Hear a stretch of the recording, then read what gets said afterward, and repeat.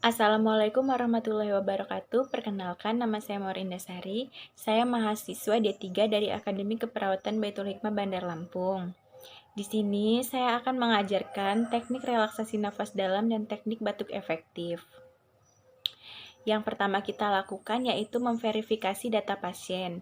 Yang kedua, menyiapkan alat. Alat-alat yang digunakan yaitu nirbecken, sputum pot, handuk kecil, perlak, dan handscoon.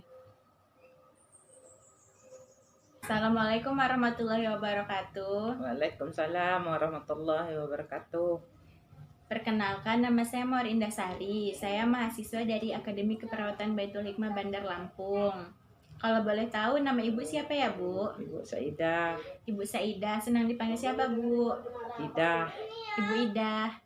Baiklah, Ibu Idah. Di sini saya akan mengajarkan Ibu untuk melatih teknik relaksasi napas dalam dan batuk efektif.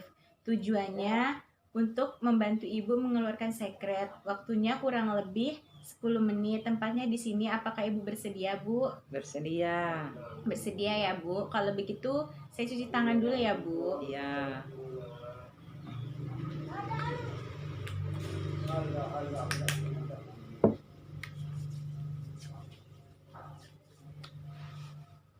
Baiklah Ibu, sekarang saya ajarkan caranya ya Bu ya. Iya. Caranya itu tarik napas melalui hidung dan hembuskan lewat mulut sebanyak 3 kali. Nanti saat ketiga kali Ibu bisa langsung membatukan ya Bu ya. Iya. Dan akan saya tampung di sputum pot. Iya. Sekarang Ibu bisa mulai tarik napas Bu.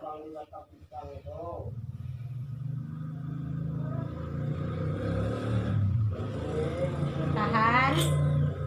Batukan Bu. Bagaimana Ibu perasaannya setelah saya ajarkan teknik relaksasi napas dalam dan batuk efektif? Lumayan.